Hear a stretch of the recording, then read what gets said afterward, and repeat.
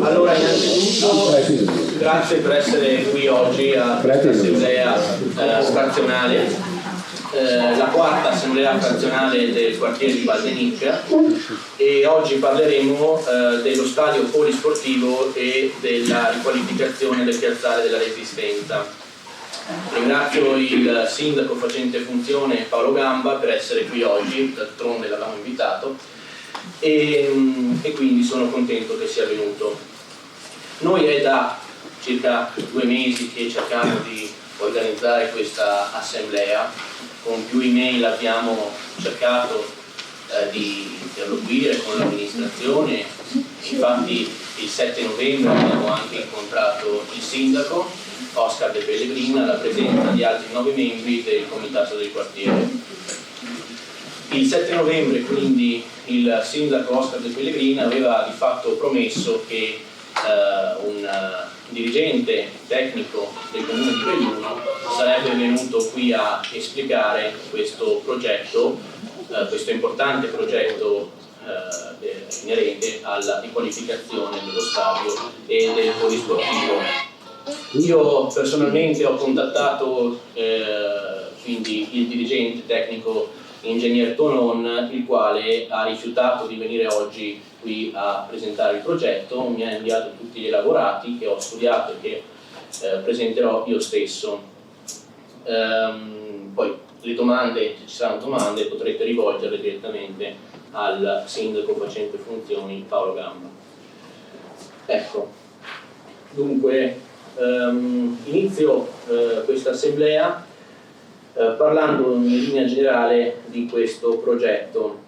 Nel 2021 il sindaco Massaro, attraverso i fondi del PNRR pari a 3,5 milioni, decise di riqualificare, di ristrutturare il polisportivo e le tribune solo inerentemente all'adeguamento sismico e per il miglioramento della tecnologia all'interno del polisportivo. Dal 2021 quindi passiamo al 2023 con il sindaco Oscar De Pellegrini e la sua giunta che decidono di fatto stanziare attraverso il fondo opere indifferibili per una cifra pari a 6.700.000 euro, di destinarli quindi alla riqualificazione del polisportivo, delle tribune, all'ampliamento delle tribune e alla riqualificazione del piazzale della Resistenza.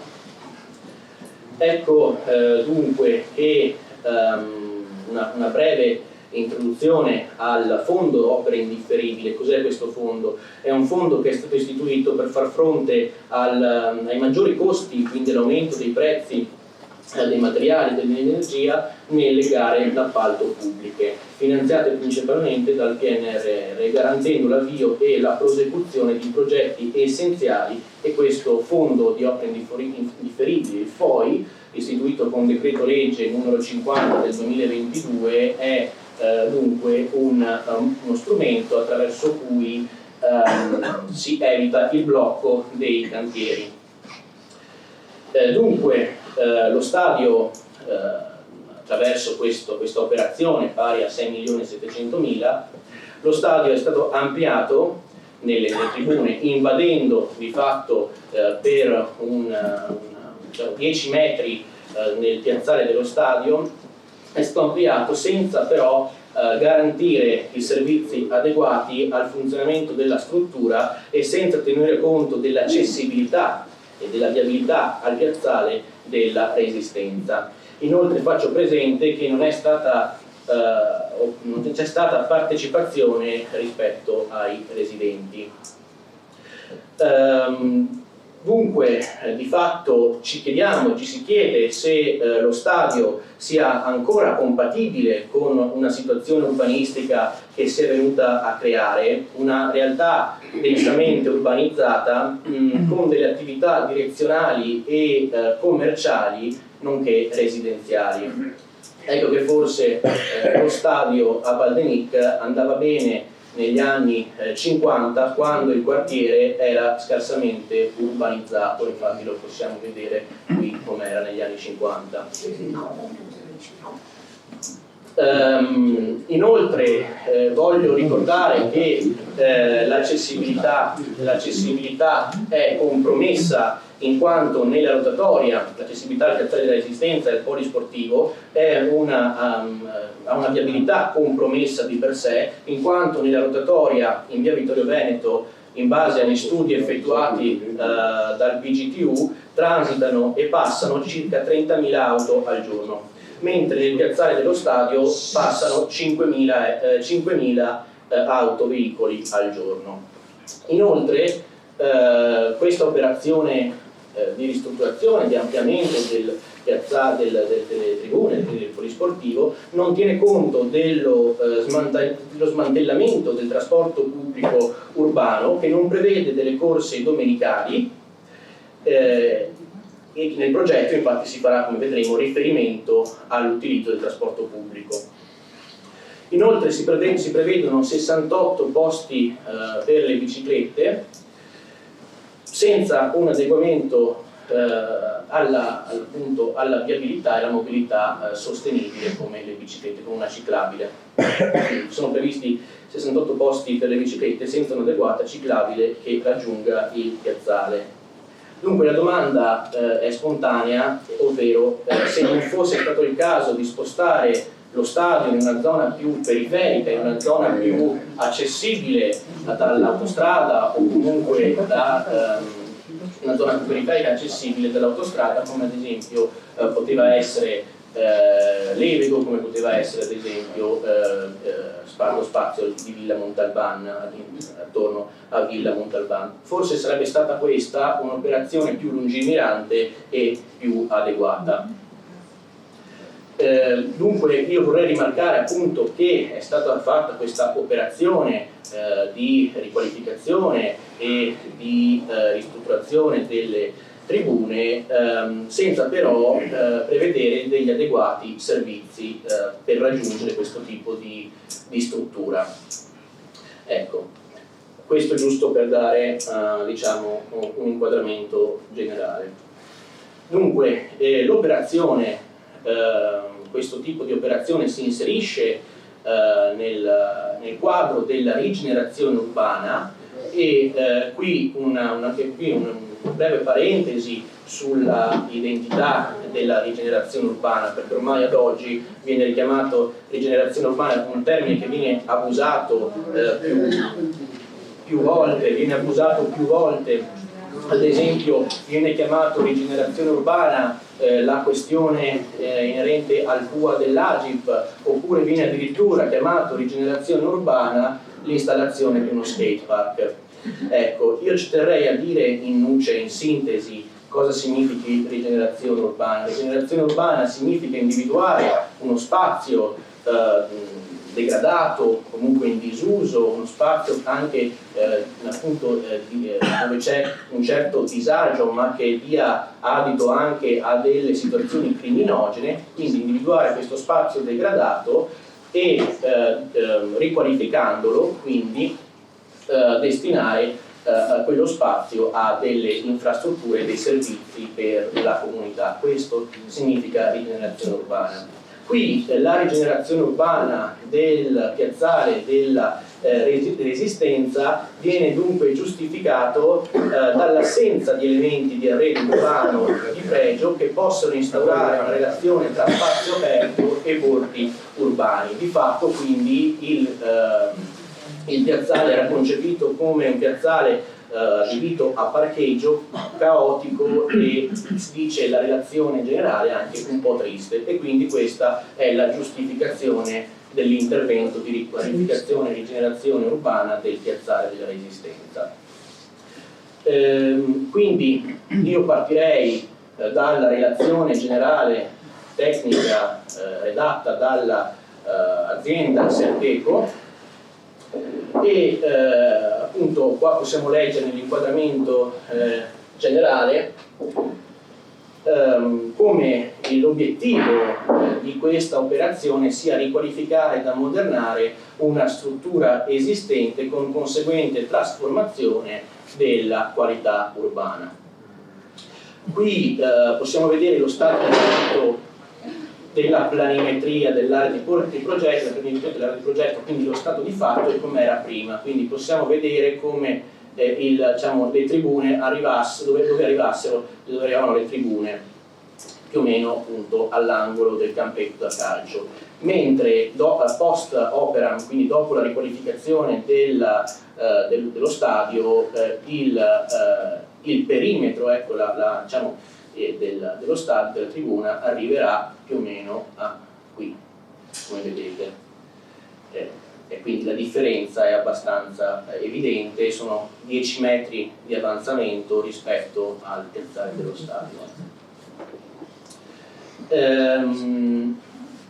Dunque, il piazzale dello stadio e il polisportivo in totale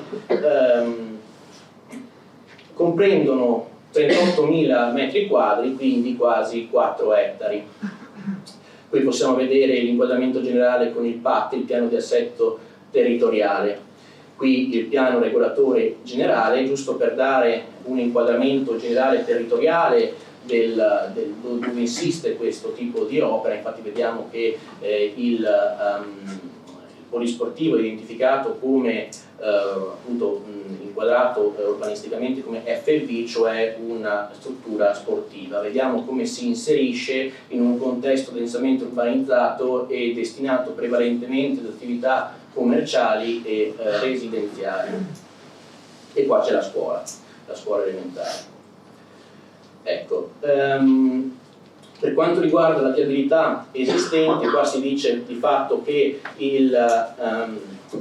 lo stadio insiste su un'area a circa 1 chilometro dal centro storico cittadino. La viabilità urbana esistente assicura quindi un accesso comodo dalla strada statale tramite una rotonda che veicola il traffico in via Vittorio Veneto, da qui con una svolta a sinistra su via del Plebiscito 1866. Si accede così al piazzale della Resistenza, su cui sono affacciati tutti gli ingressi principali alla struttura dello stadio polisportivo. L'area quindi oggetto dell'intervento presenta anche una viabilità urbana per accessi secondari o di servizio a nord-est su via Antonio Ceccati, anch'essa collegata con la strada statale 50. Poi si dice che vengono individuati 2 parcheggi per auto, non ad uso esclusivo della struttura sportiva, ma comunque aperti al pubblico. Possono servire di polisportivo. Uno è abbastanza capiente e si trova nell'area del piazzale della Resistenza con circa 190 posti. Vedremo poi che i posti prima della riqualificazione dello stadio erano 197, non 160 come era detto in precedenza. L'altro, più piccolo, si trova a nord, accessibile dalla via Antonio Ceccati e confina direttamente con il bordo nord della recinzione dello stadio.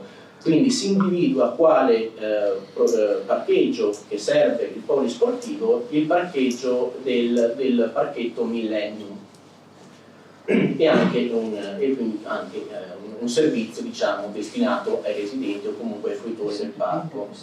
Per quanto riguarda l'oggetto dell'intervento, qua andiamo a vedere la tribuna, come era prima della riqualificazione, una tribuna costruita tra gli anni 50 e gli anni 60, qui sempre la tribuna vista invece di fianco, e questa è la tribuna degli ospiti, dei tifosi ospiti. Per quanto riguarda il piazzale della Resistenza, abbiamo detto appunto che il piazzale della Resistenza è raggiungibile a nord da via del Plebiscito e a sud da via Luigi Corte. Il collegamento tra le 2 strade definisce 2 aree distinte, entrambe attualmente utilizzate come parcheggio, per un totale di circa 190 parcheggi. Una serie di edifici porticati definisce così a nord e ovest il bordo della piazza, generando una micro-urbanità locale. La situazione del piazzale della Resistenza appare oggi un po' triste, un caotico parcheggio senza nessun elemento di arredo urbano di pregio che possa instaurare una relazione tra spazio aperto e bordi urbani. Anche la strada che lo attraversa in realtà interseca solo una zona parcheggio e non interagisce con i bordi porticati. Il progetto, ed è qui appunto l'elemento di rigenerazione urbana, il progetto della nuova struttura sportiva deve quindi essere un'occasione per la città per riqualificare uno spazio aperto pubblico che risponda alle necessità funzionali di parcheggio ma anche di luogo della socialità. Questo è lo stato di fatto vista del piazzale della Resistenza. Gli obiettivi generali della riqualificazione del polisportivo quindi sono molteplici e qui vediamo che appunto, la principale è quella di dare alla Dolomiti Bellunese, che è approdata in Serie C, una infrastruttura sportiva che rispetti i requisiti minimi imposti dalla Lega Italiana Calcio Professionisti e che possa rispondere a delle esigenze più attuali, come appunto spogliatoi più spaziosi e confortevoli con vari spazi complementari. Non solo perché non c'è solamente la Dolomiti Bellunese, ma ci sono anche due società di atletica, come l'Athletic Club Firex Belluno e l'Atletica Dolomiti Belluno, che attualmente fruiscono di questo impianto e che richiedono l'omologazione federale dell'area sportiva e quindi il rispetto dei requisiti funzionali imposti dalla Federazione Italiana di Atletica Leggera e dal CONI. Quindi la riqualificazione delle tribune andrà a costituire appunto delle tribune dove verranno accolti 2000 spettatori, 1500 per la tribuna principale, mentre 500 circa per la tribuna ospite. Ci sarà quindi un principale accesso dal piazzale della Resistenza 27 per quanto concerne il pubblico diciamo locale, mentre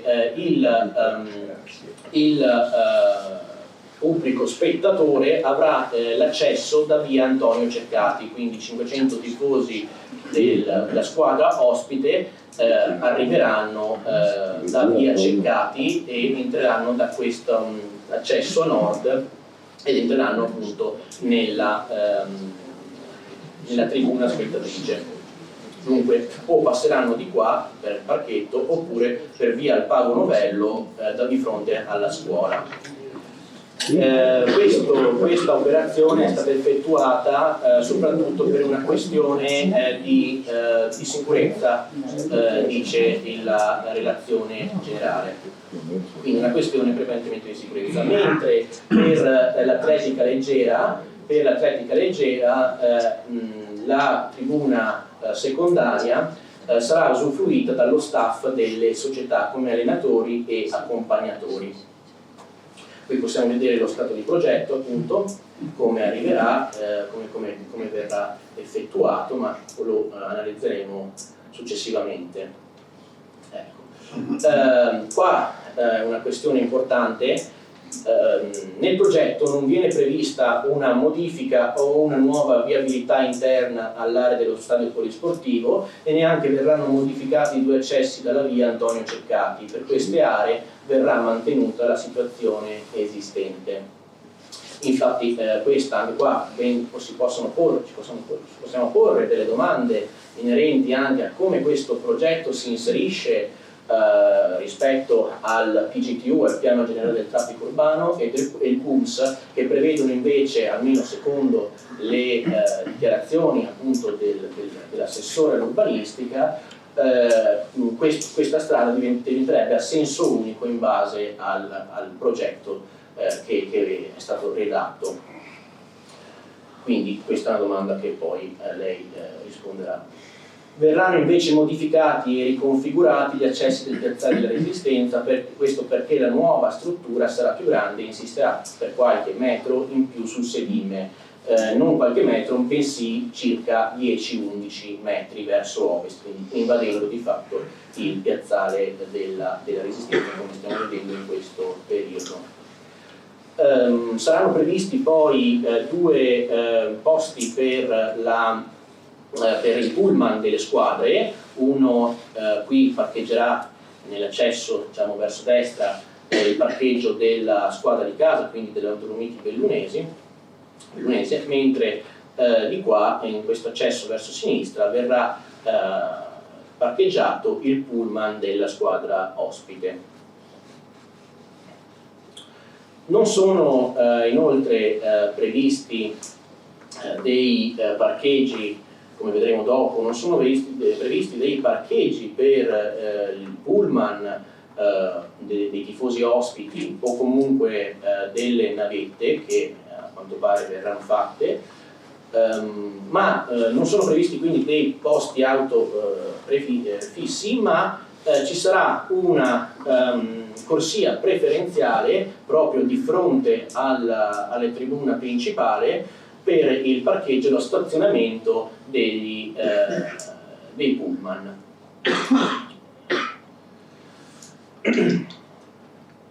Inoltre, si dice il progetto, saranno previsti anche 10 posti diciamo, per i VIP, i tifosi ospiti VIP, che andranno poi a sedersi nella tribuna d'onore, ed è questo spazio qua che vedete appunto di fianco alla tribuna, di fianco al campetto, che sarà poi appunto divisa rispetto agli altri parcheggi con un cancelletto, con un cancello scorrevole. L'idea principale quindi alla base della riqualificazione del piazzale della Resistenza è quello di un progetto integrato tra un nuovo manufatto architettonico e uno spazio aperto con la ridefinizione delle aree di parcheggio e la creazione di un'area pedonale che sarà lastricata, piantumata a servizio della collettività. Il progetto inoltre prevede di mantenere gli accessi esistenti al piazzale e il sedime della strada di collegamento tra via dei Plebisciti, qua c'è scritto ma in realtà è via del Plebiscito a nord e via Luigi Corte a sud. Verrà quindi mantenuta la viabilità principale esistente e la divisione dell'area pubblica in 2 microzone, una a ovest connessa al bordo stradale porticato con carattere residenziale e commerciale, cioè verso Cibin e verso la gelateria Dolomì, una a est legata maggiormente allo stadio polisportivo. Sul lato opposto al portico verso la strada di scorrimento principale vi sarà inoltre una piccola area verde, che poi l'analizzeremo anche quella. Lo stesso sistema proposto nell'area ovest del piazzale, formato da strada, parcheggio e portico, viene proposto per il bordo nord del piazzale, dove la strada in questo caso collegherà anche il futuro ingresso del parcheggio del supermercato. Ci tengo a dire che questo progetto è del 2024, quindi era già stato previsto il supermercato ancora prima che la delibera, la variante urbanistica fosse stata adottata e neanche approvata. Inoltre ricordo che siamo ancora in un periodo di partecipazione attraverso le osservazioni, infatti noi come comitato di quartiere abbiamo presentato 6 osservazioni a riguardo, una di cui alla VAS. C'è da dire inoltre che alla discesa del Millennium, del parcheggio del Millennium qua sotto, verrà costruita una rotunda per lo smaltimento del traffico, penso. L'accesso all'area centrale del piazzale su cui si affaccia la tribuna principale dello stadio polisportivo verrà destinata in parte al parcheggio ed in parte ad area pedonale. L'accesso all'intera area destinata a parcheggio sarà regolamentato in occasione di manifestazioni ed eventi, potrà anche essere interdetto al traffico automobilistico offrendo uno spazio di affollamento maggiore. Infatti sono previsti una serie di dissuasori rimovibili e fissi, pensiamo, per appunto interdire al traffico e al parcheggio l'area e trasformarla in pedonale, come potete appunto vedere, dissuasori rimovibili e dissuasori fissi.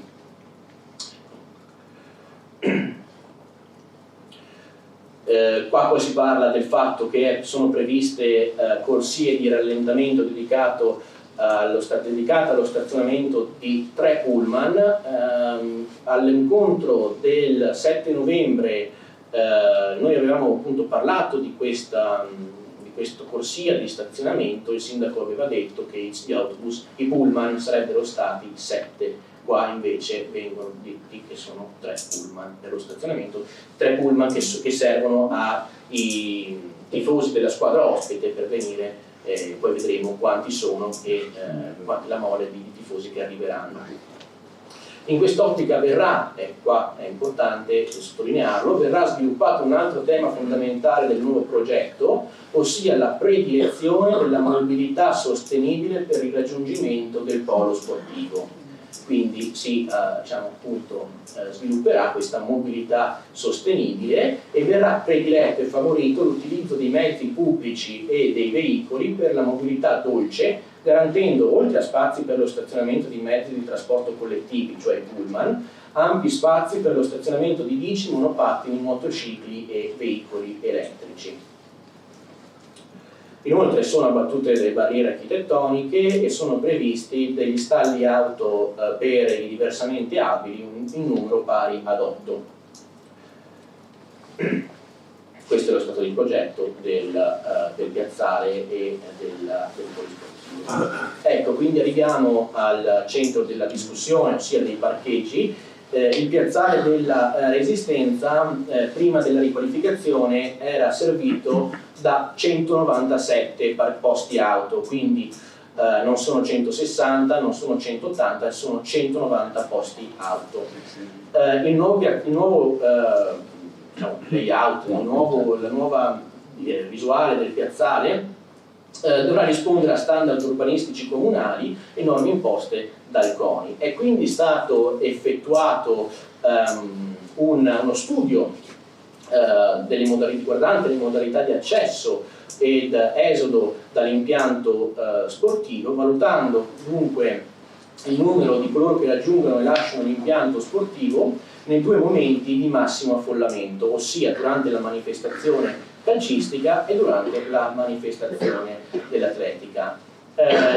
Bisogna sottolineare un ulteriore dato, ossia il fatto che dopo la riqualificazione del piazzale dello stadio i posti auto passano da 197 a 124, quindi non si perdono 16 posti auto come diceva il fu assessore Rocon, non si perdono 30 posti auto come qualcuno diceva, saranno persi 73 posti auto, si passa da 197 a 124. Dunque vediamo ora la mole di tifosi, senza prevedere di fatto dei posti auto per i residenti o per le attività commerciali. Andiamo a vedere quindi la previsione del numero degli utenti che arriveranno al piazzale dello stadio e al polisportivo. Analizziamo prima la situazione delle manifestazioni calcistica e poi degli eventi di atletica.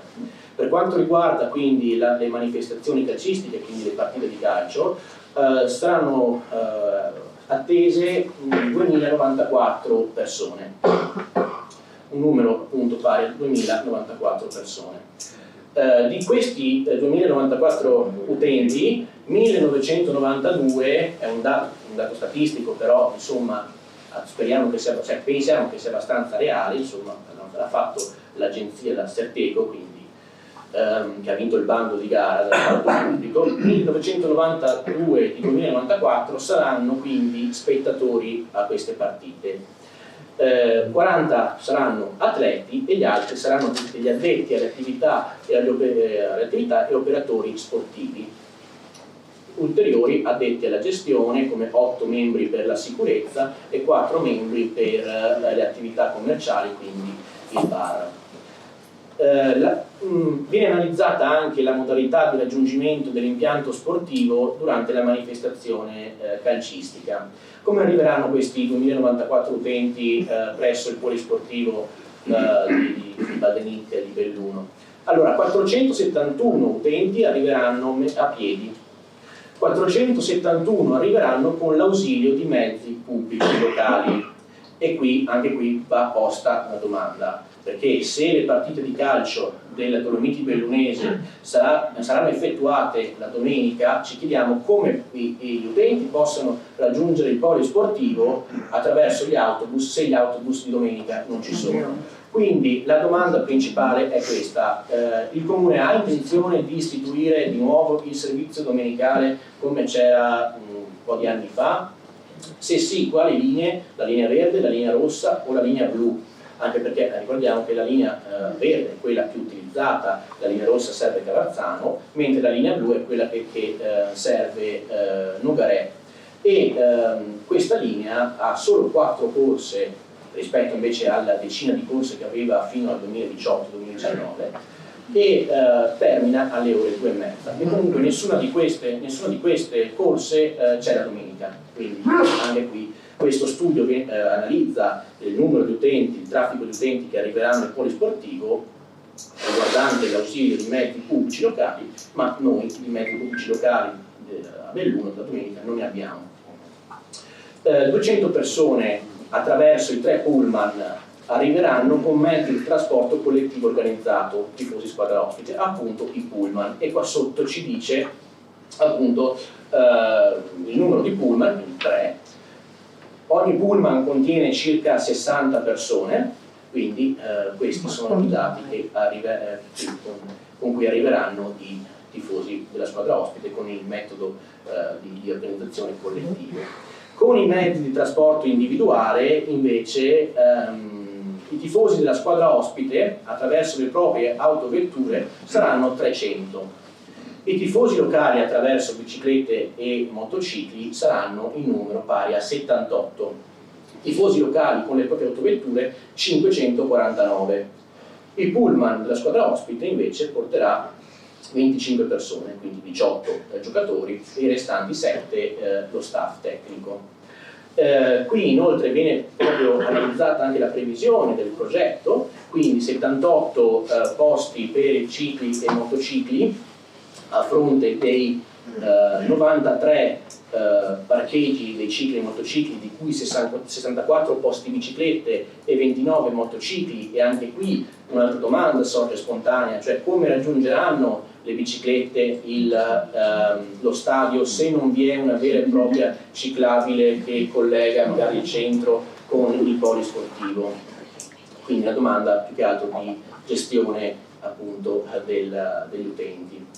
Le auto che arriveranno nel polisportivo o comunque che arriveranno alle partite di calcio sono 300 auto a fronte dei 124 posti auto disponibili, di cui una trentina sono quasi sempre utilizzati dai residenti, quindi si riducono ancora maggiormente i posti auto per gli utenti dei tifosi ospiti. Anche qua appunto ci chiediamo come pensate di gestire questo tipo di operazione, questo tipo di manifestazione calcistica. Qui nel progetto di fatto poi si dice che alcune macchine verranno parcheggiate nel parcheggio di Lambioi, che tra parentesi ha circa 800 posti auto, e che verranno previste una serie di navette. E qui un'altra domanda sorge spontanea. Uno, quante navette pensate di prendere, di organizzare? In secondo luogo, chi pagherà queste navette, se appunto il comune di Belluno, la squadra, oppure la squadra Dolomiti Bellunesi, o se poi avete un'altra eventualità. Poi vi lascio la parola al sindaco. Quindi queste sono la mole di utenti che arriveranno per la manifestazione calcistica. Dei 124 posti auto inoltre c'è da dire che 2 postazioni saranno destinati naturalmente alle forze dell'ordine per questioni di sicurezza. Ecco.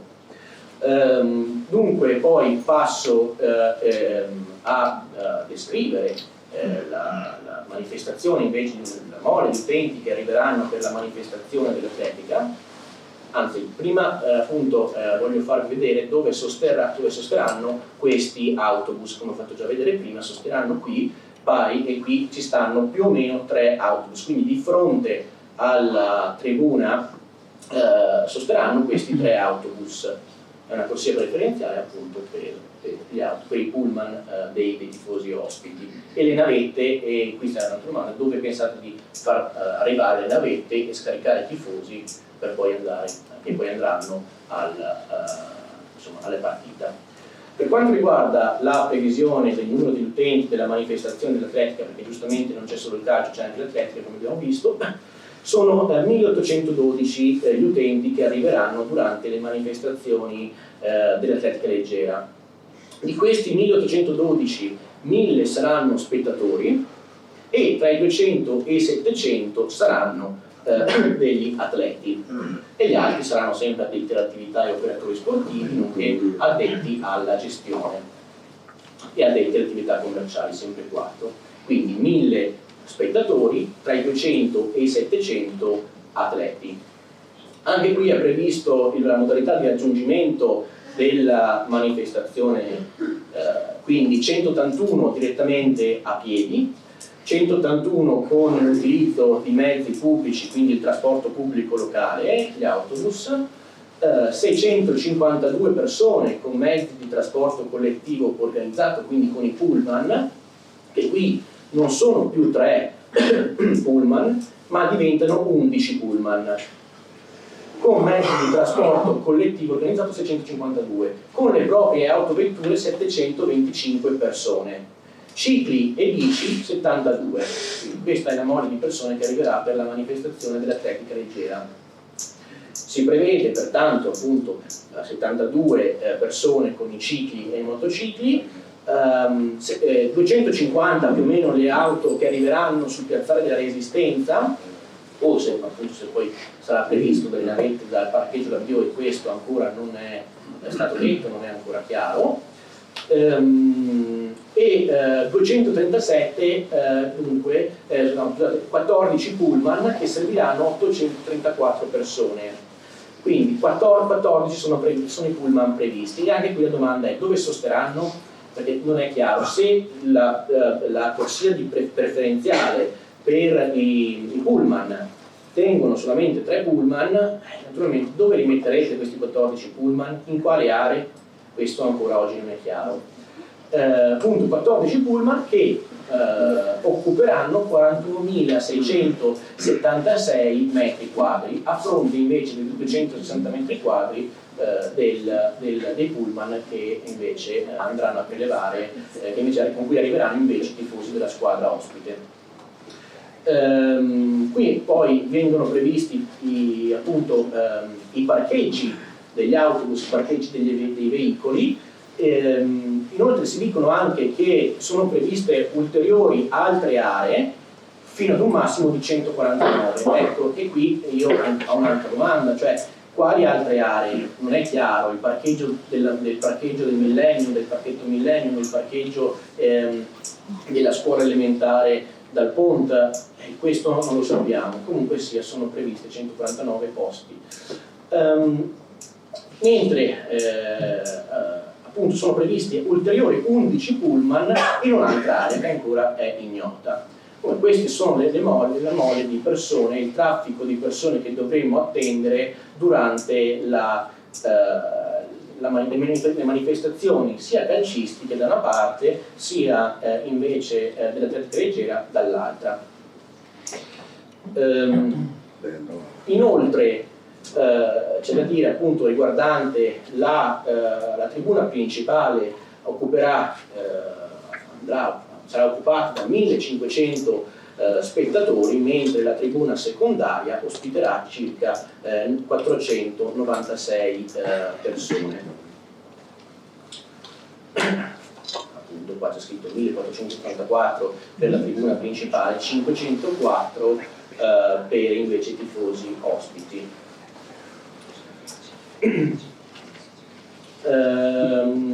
Questo è il rendering che è anche presente al di fuori del progetto dello stadio, tuttavia è un rendering che non è totalmente reale, perché come vedete questa tribuna qui non è coperta, quindi è un rendering un po' falsato. La nuova tribuna principale sarà lunga quindi 87 metri e larga 20 metri, circa, quindi lunga 87 e larga 20 metri, con una distanza di 9 metri e mezzo dalla pista di atletica, come richiesto dalla normativa vigente del CONI. C'è da dire inoltre, come vedremo poi con le piante, con le planimetrie, che l'edificio raggiungerà, qui c'è scritto un'altezza massima di 10 metri, ma con la tettoia arriverà quasi a 13 metri, 12,9 metri l'altezza. Questo quindi è lo schema di divisione dei flussi su come entreranno gli spettatori locali entreranno quindi dalla scala, mentre i VIP entreranno dall'ascensore. Questo è come apparirà effettivamente la tribuna principale dell'ingresso. Questo, ecco qua, qui sosterranno gli autobus, questa è l'area di stazionamento degli autobus proprio di fronte alla tribuna principale. Quindi passo a leggere questa relazione sulla struttura, sui materiali, sul linguaggio architettonico e il linguaggio paesaggistico ed è molto interessante, lo trovo molto interessante.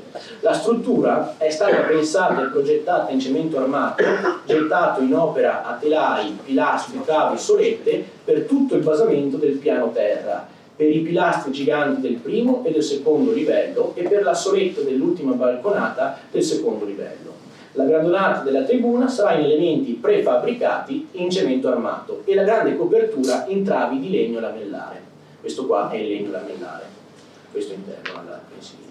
Sostanzialmente, quindi, nel linguaggio architettonico la parte strutturale è l'effettiva architettura dell'insieme e ne diventa la protagonista. Per questo motivo la struttura dell'edificio diventa la componente estetica più importante del progetto, al quale dona una forza espressiva e immediata riconoscibilità. Il carattere della costruzione viene quindi definito dalla struttura con finitura cemento armato a vista, che si differenzia dai materiali dei tamponamenti posti tra telai strutturali, che in quasi tutto l'edificio saranno in legno. Questo abbinamento tra legno e cemento armato a vista, previsto di un colore grigio molto chiaro, donerà all'insieme un bel contrasto cromatico, mettendo in risalto lo schema strutturale. E qui arriva poi l'elemento centrale. La forza espressiva della struttura verrà raggiunta nel punto massimo nell'incastro tra pilastro a mensola in cemento armato e trave principale in legno lamellare. Questo incastro, con un gioco di geometrie sbasate, creerà nell'insieme un'immagine che ricorda una figura antropomorfa o un particolare meccanismo aeronautico, slanciando e dando un carattere molto forte e riconoscibile all'intera struttura. Questa è la figura antropomorfa e lo slancio aeronautico che darà questa struttura. Questo è quello che ha scritto l'azienda Serteco. Questo è quello che ha scritto l'azienda Serteco. Poi si passa a definire i materiali del calcestruzzo armato, vista quella struttura, e legno appunto lamellare. Questa è la visione che avremo da dentro il campo da calcio, mentre questa qua è l'interno, la vista dall'ingresso principale sul piazzale dell'esistenza dentro la tribuna principale, quindi tutto quanto in cemento armato e qui con le grate. Dopodiché questa è invece la visione che si ha sulla balconata dalla tribuna principale, quindi queste sono sempre le grate. E appunto abbiamo detto che la tribuna secondaria ha la funzione di ospitare il pubblico spettatore, e per questioni di sicurezza quindi entreranno dall'altra parte del piazzale, quindi verso via Ceccati, avranno un loro ingresso. Sotto la tribuna secondaria ha una lunghezza di 80 metri e sotto la tribuna ci sarà un tunnel in calcestruzzo di 38 metri utilizzato come deposito. Qui poi viene detto semplicemente che l'ingresso principale sarà da via Ceccati, ci saranno 10 posti per i VIP su 124 posti, quindi 10 saranno dedicati esclusivamente ai VIP. Dopodiché si passa a descrivere, dopodiché si passa a descrivere della questione dell'illuminazione, cioè come sarà, no, prima l'impianto fotovoltaico. La tribuna principale sarà dotata di un impianto fotovoltaico per un numero massimo di 177 moduli, cioè sarà una struttura di 177 moduli del tipo silicio monocristallino con una potenza di picco pari a 500 watt cada uno, e la potenza elettrica da produrre tramite conversione fotovoltaica risulta pari a 98 kW. Quindi 177 moduli per i pannelli fotovoltaici, di cui 16 invece saranno pannelli solari per l'acqua calda. Dopodiché, considerato che attualmente la struttura oggetto di intervento, cioè la tribuna principale, è caratterizzata da una maggiore attività e maggior consumi nel tardo pomeriggio e nella prima parte della serata, e quindi risulta soggetta ad un maggior utilizzo di impianti meccanici e di impianti di illuminazione nelle fasce serali, si prevede l'installazione di un sistema di accumulo elettrico pari a 60 kWh, che consentirà di coprire totalmente i consumi elettrici dell'edificio nelle stagioni più calde, quindi le giornate con irraggiamento di maggiore durata, e di garantire 2 ore di autonomia durante le stagioni più fredde, caratterizzate da giornate con minor irraggiamento. Quindi questa è la funzione di questi impianti fotovoltaici. Dopodiché l'ultima cosa di cui parla la relazione generale tecnica, che è, diciamo, il documento più importante, principale, che spiega un po' tutto il progetto di questo stadio, parla inoltre del sistema di illuminazione del piazzale. Tutti gli apparecchi illuminanti saranno installati su palo o superfici verticali, con o senza braccio, e dovranno garantire almeno 10 lux terra con una uniformità di 0,25. Inoltre il progetto, appunto, vediamo la planimetria dell'illuminazione, dove sarà posta l'illuminazione dello stadio. Quindi quelli che vedete in fucsia sul progetto sono i LED che saranno messi per terra sulle panchine, queste che vedete in fucsia sono le panchine, ed inoltre saranno posti dei LED attorno agli alberi, attorno a 2 alberi nello specifico. Questo più grande è il faggio, che poi vedremo anche quali tipi di alberi sono stati piantati, quali tipo di genetica hanno e quali tipo di specie appunto sono. Questo qua appunto è l'impianto di illuminazione LED attorno all'albero, questo è l'acero invece. Non è finita qua, perché sono previsti per l'illuminazione del piazzale dello stadio 18 lampioni, quindi di sicuro il parcheggio dello stadio, il parcheggio della Resistenza sarà sufficientemente illuminato.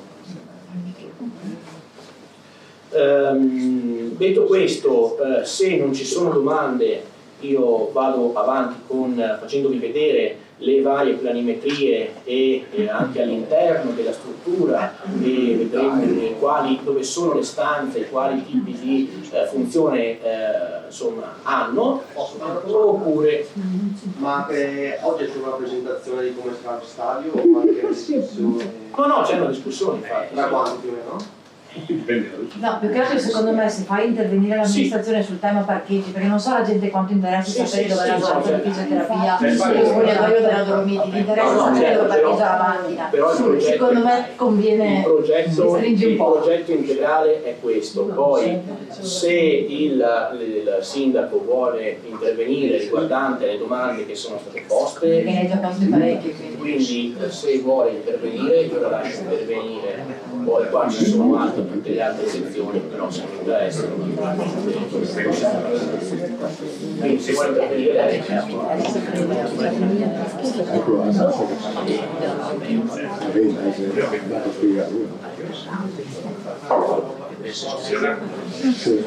Io non sono sindaco facente funzioni. Porto i saluti del sindaco, che purtroppo è in un vento d'ospedale, perciò porto anche lui i saluti. Però adesso devo tanto ringraziarti perché hai fatto un'esposizione che neanche gli stessi della società saranno in grado di esporre queste cose come risposte lei. Parliamo dei parcheggi, parliamo di come deve essere rivoluzionata la zona del piazzale.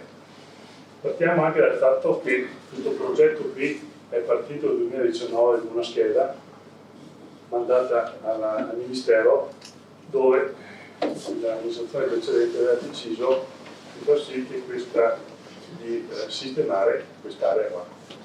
L'area ha compreso anche lo stadio. È chiaro che siamo nel 2019, avevano chiesto 3.750.000, andando avanti con i tempi sono arrivati anche le belle prospettive che c'è una società di CNC di Belluno che dovrebbe praticamente fare usare questo stadio, e perciò se c'è stata un'evoluzione lungo il percorso. Questo percorso ci ha portato a dover chiedere circa 5,5 milioni di euro per riuscire ad arrivare a raggiungere questo obiettivo. Questo è l'obiettivo, diciamo, per far sì che una squadra di calcio della nostra città abbia la possibilità di accedere e far sì che possano fare le partite di calcio. Di sicuro il piazzale non è un piazzale che deve essere usato durante le partite di calcio. Questo piazzale deve essere usato durante tutta la settimana, sempre, perché non è un piazzale dove tu dici ok, la partita di calcio viene una volta nei 15 giorni, ed è chiaro che ci saranno e dovranno esserci delle situazioni come ci sono in tutti gli stadi del mondo, italiani, in qualsiasi parte degli stadi, le navette che porteranno le persone lì. E quelle navette non è che si fermino, transitano, fanno incontrare le persone e dopo ritornano dove devono tornare e dopo ritornano a prenderle. Perciò questa idea moderna, chiamiamola moderna e obbligatoria, per far sì che quest'area qui diventi un'area fruibile, è chiaro che qualche diciamo, negatività ha portato e porterà. La prima negatività che sarà qualche parcheggio in meno. Io non so i numeri, li so perché un conto è dire quanti parcheggi ci sono e un conto è dire quanti stalli ci sono. Sono due cose diverse. Gli stalli sono quelli dove ci sono le righe. I parcheggi, come avete visto prima le foto, parcheggiavano davanti all'entrata dello stadio, parcheggiavano, scusate, ma io dovrei essere a cena dalla parte non importa. Perciò un conto è dire che ci sono 197 parcheggi, un conto è dire che invece ce ne sono 182-83 stalli, e dopo ci saranno 134, adesso 124, 134 parcheggi. È chiaro che questi parcheggi noi credo che andremo a posizionarli all'interno di questo progetto, che non può essere cambiato, ve lo dico subito, così togliamo da ogni... perché? Perché stiamo parlando di un PNRR, stiamo parlando di una rendicontazione che noi da marzo in poi, quando finiranno i lavori, dovremo mandare al Ministero per prendere i soldini che devono essere rendicontati e usati per pagare le imprese che hanno fatto questo lavoro. Probabilmente metteremo i 90 minuti durante la settimana. Perché? Perché abbiamo notato che questo non era un parcheggio per i residenti o per le attività economiche che ci sono lì, ma era un parcheggio di gente che parcheggiava lì, camioncini, delle società sportive o altre cose, anche se non avevamo neanche 2, 3, 4 giorni. E questo vuol dire che era un parcheggio di stalli, no? Cioè di fisso, un parcheggio che doveva, mentre deve essere un parcheggio che deve girare, che deve dare la possibilità a tutti quanti di poter usare questo parcheggio. È chiaro, ripeto, che durante le manifestazioni dovremo trovare, come che succede Mi dica. E i residenti? Sì. Eh? E i residenti? Allora, prima di tutto, partiamo col principio che i residenti teoricamente avrebbero dovuto avere ognuno un proprio parcheggio. Perché Sono condomini degli anni 70 sono d'accordo con te, però una volta avevamo una macchina per Esatto. famiglia, oggi abbiamo 3 macchine per famiglia, o 2, o 3, o 5, dipende dalle famiglie, ok? Perciò non è che lei mi dice, io credo che il fatto che ci siano 134 posti anziché 100 e non so, 73, 83, non ricordo più, erano precedentemente stalli, quelli lì serviranno per gli residenti, i residenti avranno la possibilità di fare come prima. È chiaro che se abbiamo 90, se ci sono i 90, faremo una parte a 90 minuti e una parte la lasceremo libera. Che verrà occupata automaticamente da altri. Però bisogna capirci, ripeto. Cioè io chiedevo se era possibile fare un permesso per i residenti, anche pagandolo, perché io non mi sono tirata indietro su questo allora, discorso. Questo qui, c'è una percentuale che dobbiamo mantenere di parcheggi bianchi. Non possiamo fare parcheggi, come dice lei, perché c'è una percentuale che pare il 25% parcheggi bianchi, ce ne sono già una montagna in centro di parcheggi a pagamento e noi non possiamo trovarci in questa situazione. Lo dico, ma perché? Perché c'è una legge che lo prevede, non sono io che lo dico. In più, ripeto, non possiamo metterci in testa che una sistemazione di questa natura qui debba solo ed esclusivamente far soffrire le persone che sono lì. Non lo vogliamo né per le attività economiche né per quelli che sono residenti. Troveremo, mi pare che ci sia un parcheggio di non so quanti davanti, che è nato davanti alle scuole, saranno 25-30 posti in macchina, anche lì davanti alle scuole. Quello lì l'altro giorno non c'era, fino a poco tempo fa non c'era. Giusto o sbaglio? Sbaglio o dico bene o dico male? No, non possiamo usare il parcheggio del PAN, ex PAN, perché è privato. Giusto. Ok? È privato, no, giustamente, perché in tutti gli altri supermercati ci sono parcheggi del comune, a uso comune. Tutti, e difatti se ci sarà quel famoso benedetto ex Agip, ci saranno 95 parcheggi, ok? Però 95 parcheggi, di cui 63 pubblici, ok? Pubblici. È una promessa, Una promessa. No, io sto dicendo delle cose semplici.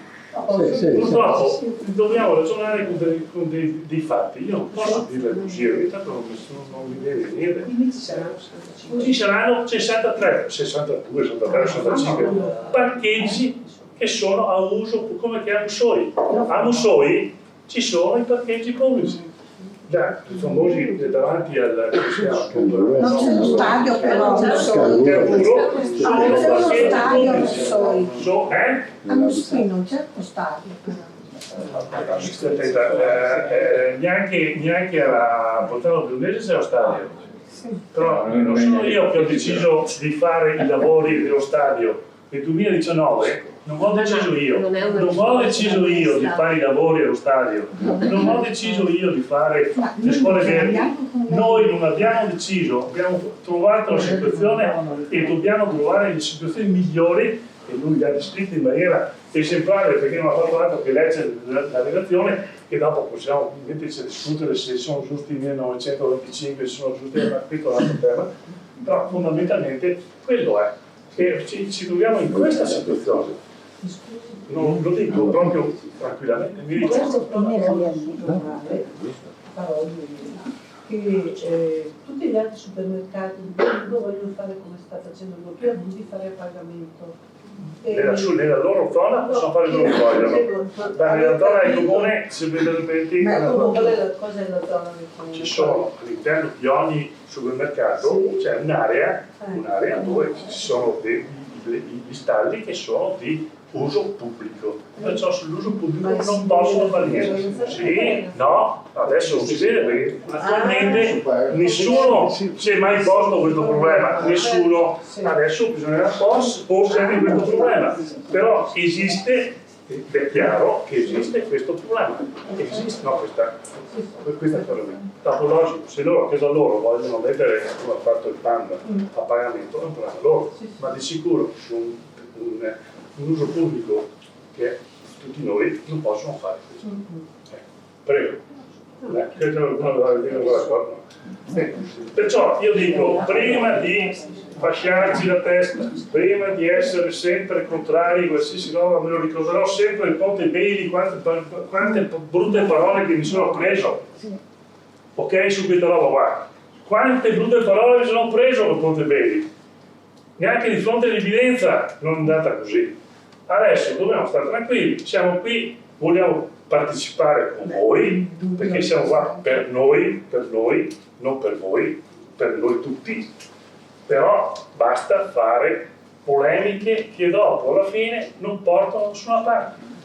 Non portano da nessuna parte le polemiche. Non sono domande, sono state fatte delle domande ha delle criticità Sto dicendo, e non è che io ho detto che si è sbagliato. Io non ho interrotta. Mi scusi, non ho interrotta.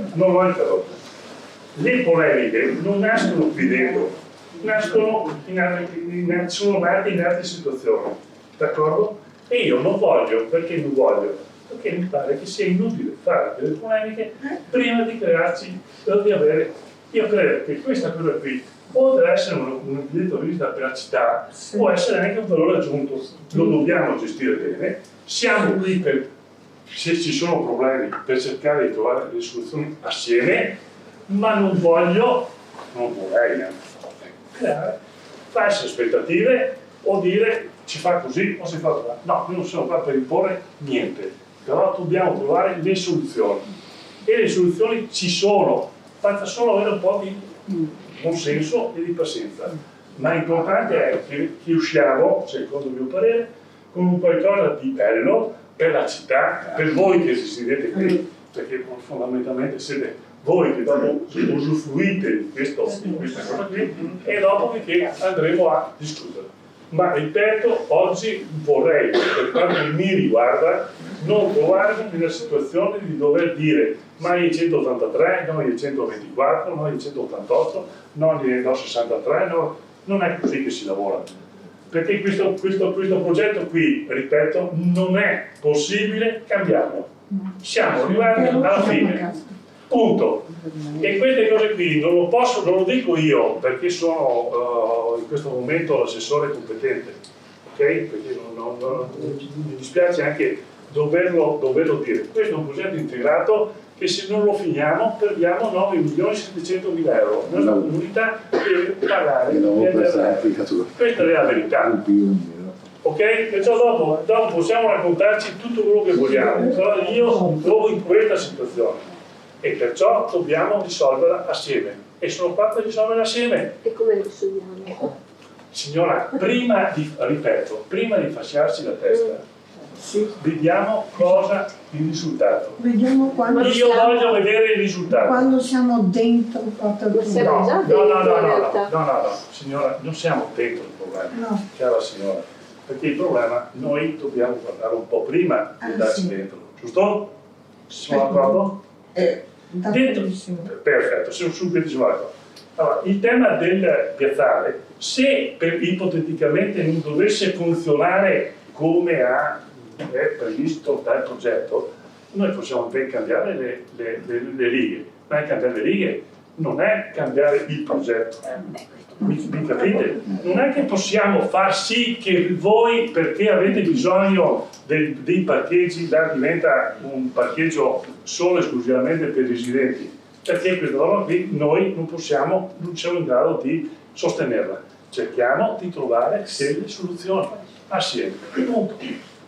Questo è quello che penso io come amministratore, perché io mi rendo conto, ma se io vado a San Siro, ci sono 60.000 persone, ci saranno 1.000 parcheggi e ne useranno 400 perché arrivano dall'esterno. Perciò non è un problema. Feltre, oggi giocheranno Feltre non ha neanche i parcheggi, tanto per essere chiari. E perciò bisogna essere tranquilli e sereni che noi dobbiamo lavorare perché tutto cerchi di risolvere il problema, che questo è un problema che spetta a noi insieme a voi che avete i vostri problemi. Arriva più la giornaleria che dice come mai poi sono andato avanti, ma stiamo parlando di cosa? Stiamo parlando di attività economiche che si vogliono avere la possibilità di avere il plateatico, come quelli che sono in Piazza dei Martiri, devono pagarsi il plateatico. E non c'è niente da fare. Se no, togli i parcheggi. E allora tu dici, ma come mai toglio i parcheggi per dargli l'ok non è solo una questione del parcheggio in più o in meno, è un insieme di cose che portano a un certo disagio comunque. Ma durante i lavori o dopo? No, dopo, stiamo pensando al dopo. Sì. C'è tutta questa marea di gente. Ma io non so cosa pensate voi della marea di gente. Non infatti bravo Paolo. Sono nato nel 1956, nel 70 il Belluno Calcio Serie C, 3.000-4.000 persone, eppure siamo vissuti lo stesso con quei partiti là. Sono cambiati.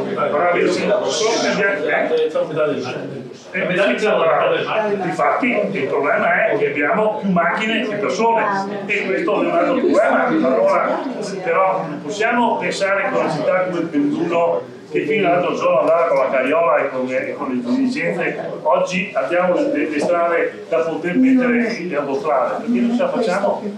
Ecco, infatti io farei una cosa diversa. Io la vorrei vedere da un altro punto di vista, no? Nel senso che Scusate. io abito sulla piazza da 25 anni, no?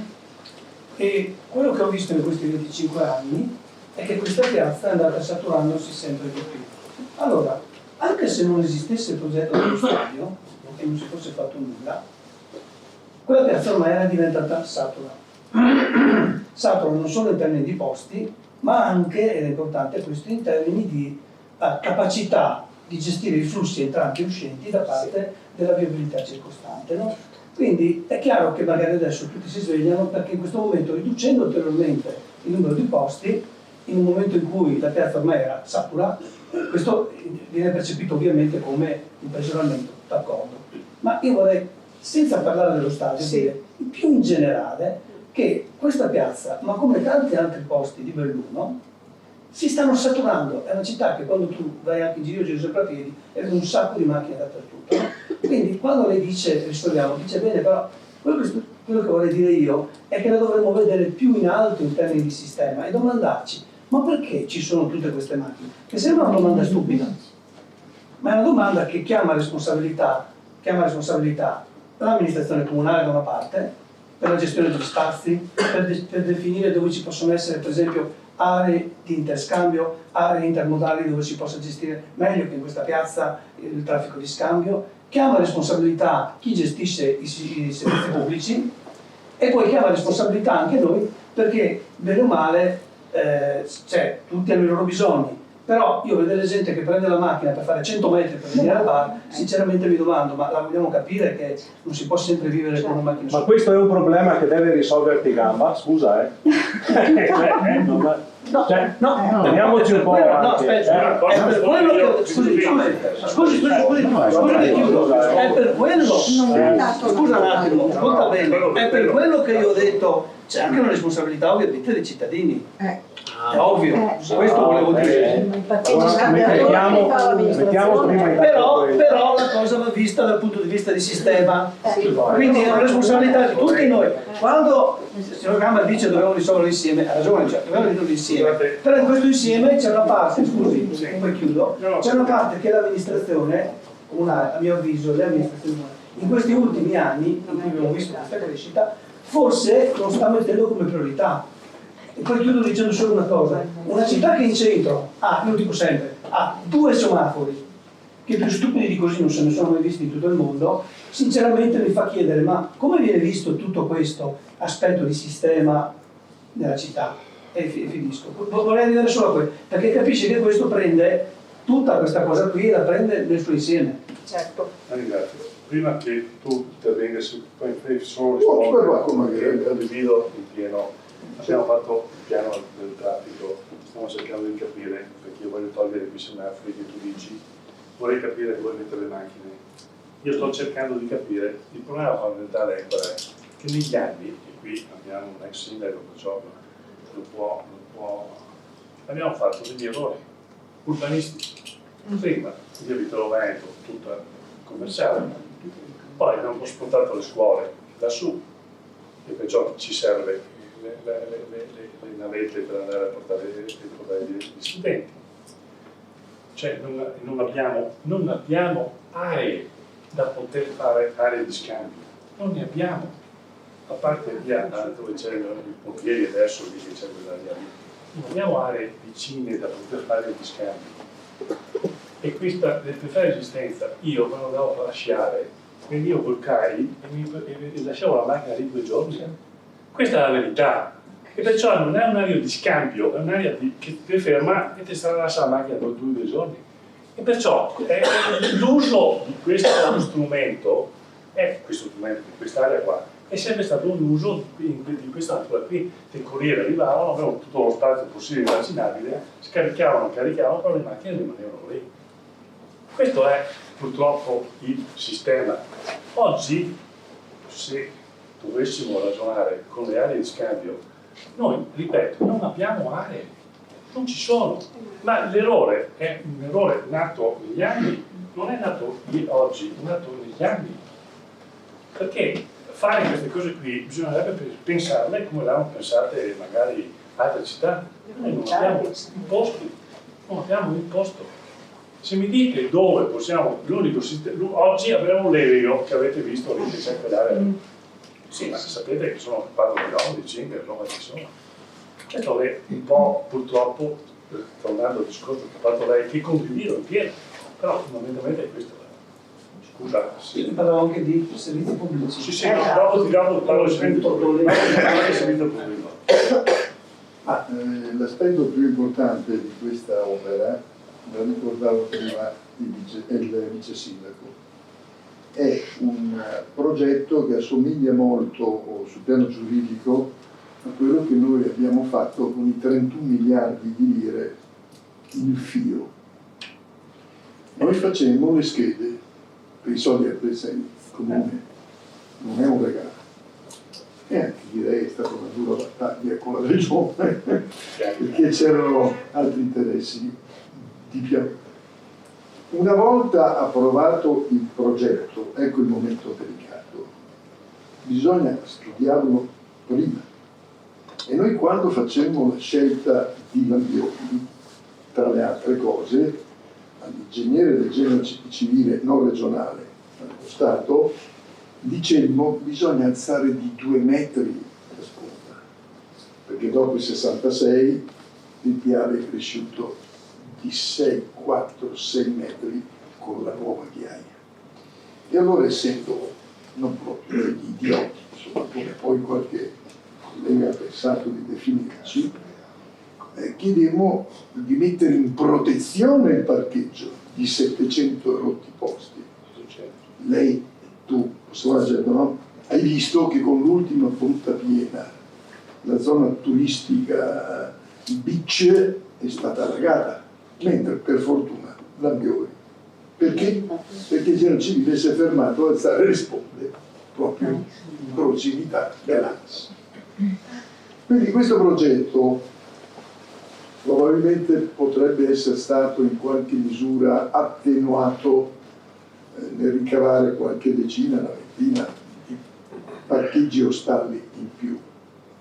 La mia domanda è, così da ignorante, da uno che non ha mai fatto niente nella vita, come si fa nel momento in cui si affronta il problema col finanziamento che arriva con questa normativa, porsi la domanda: ristrutturiamo questo vetusto anni 50 o lo portiamo fuori dal centro?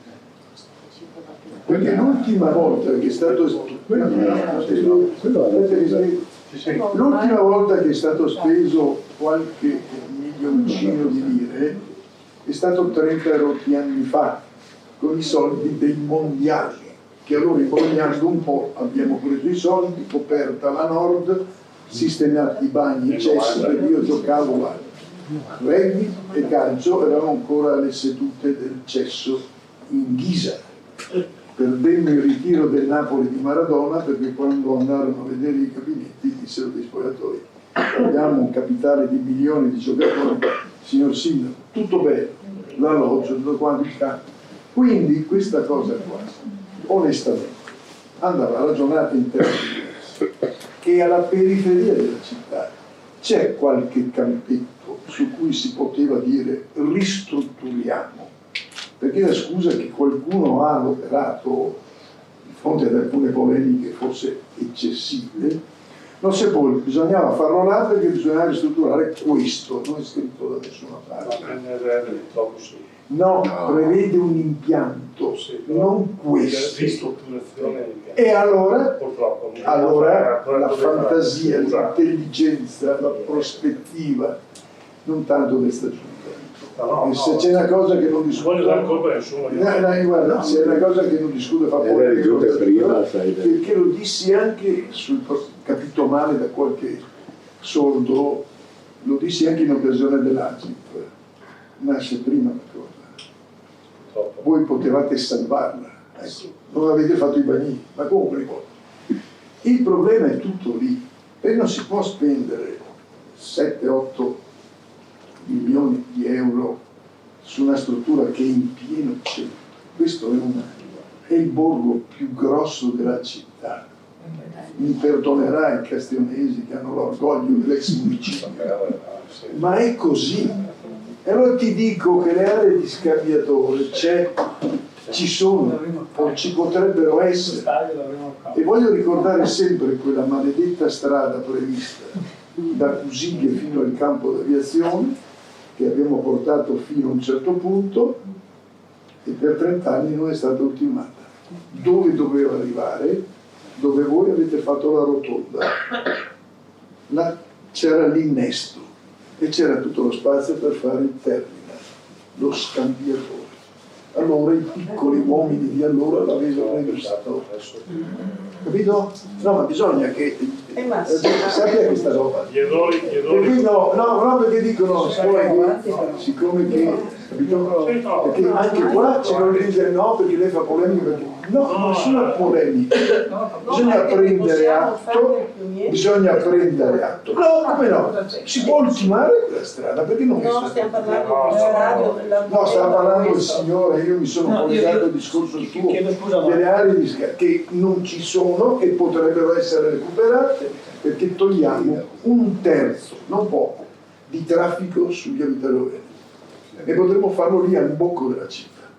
E questa è una cosa che dovete valutarla, ecco, è questo che vi chiedo, perché siccome io c'ero quando 7.000 persone vennero alla partita Belluno Treviso di Serie C, e non c'era un passo carraio che si poteva uscire da casa. Io ero fortunato perché stavo a 300 metri e facevo lo speaker, l'ho fatto per 15-20 anni. Quindi le cose le so tutte. Non è vero che era così comodo, andavano molto più a piedi e c'erano meno macchine. Però sto dicendo che il problema nascerà, è l'unico punto che insisto, nascerà e sarà un problema pesante, bisognerà porre rimedio, perché così come si è voluto ristrutturare l'impianto lì, il problema ci sarà durante le partite e anche durante le giornate normali. Questo è il problema che dovete guardare da oggi a 20 anni, perché questo non potete. Adesso siamo qua per discutere dei parcheggi, se no non va più avanti. No, scusate, io volevo dire due cose perché io ho un bruttissimo difetto, io nella vita faccio domande e quando io sono venuta a sapere di questo progetto del 2021 io ho chiesto subito all'allora assessore perché ristrutturate questo e non lo fate a Leve con nuovo stadio, che è importante, che è un'area che anche grande destinazione sportiva. Sapete cosa costava fare un nuovo stadio da zero? 20 milioni. Il comune per questo impianto qui aveva preso 3 milioni e 7, come lo facevamo al nuovo stadio a Revigo? E questa è per dirne una. La seconda, tranquilli che la Dolomiti Bellunesi fa meno spettatori del Belluno Volley al momento, quindi forse il problema della grande marea di gente forse al momento non ci sarà, anche se auguro alla squadra ovviamente di salvarsi e di andare avanti. Io però volevo, perché prima il vice sindaco, sindaco non so più come chiamarti, mi piacere. Assessore. No, bravo. Assessore.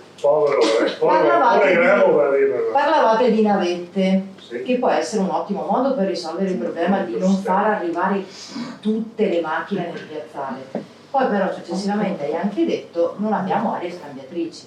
Da dove pensate di farle partire le navette? Allora, tradotto, dove facciamo arrivare la gente da fuori che parcheggia viene presa? Sicuramente c'è la BIOI e la parte, diciamo di BIOI, c'è sicuramente la parte dove c'è la Dolomiti Bus e la come si chiama, Prade, per quanto riguarda la parte, diciamo, Collarino, dopo abbiamo qualcosa sul SOI, non di sicuro al compramento, no, non è Canguro, non di sicuro, parliamo un po' verso le cazzatini,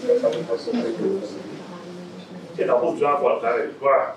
Perché, no, io direi di guardare di qua, cioè di guardare verso l'aeroporto, cioè in più, e perciò guardiamo i parcheggi dove ci sono i supermercati, perché è lì che possiamo metterci come dicevo prima, la possibilità di fare E questa è una domanda che aveva fatto anche lui, come lo strutturate il sistema? Cioè, le navette, perché sono tante. Quanti saranno? Ma possono essere anche 10, 12, 15, non è il tema delle navette, è un tema che deve essere costruito con chi dopo usa le navette, cioè cosa vuol dire? Se noi andiamo con la Dolomiti, come si chiama, la squadra di calcio, ci metteremo d'accordo con loro come fare per trovare soluzioni, che di sicuro il comune non può mettersi nelle condizioni di pagare le navette per questa cosa, perché non è una cosa che compete al comune. Troveremo le soluzioni con loro, come loro ne hanno trovate a Fontana Fredda, non si chiama, ok? Le troveremo anche, le hanno trovate anche qui. È chiaro che tutto questo, ripeto, quando ci sono meglio bisogna fare cose ferme e sperando che la squadra di calcio rimanga in Serie C e così andiamo avanti. Però vedete anche i disagi che abbiamo nello stesso momento di pallavolo. Famiglie spettatori.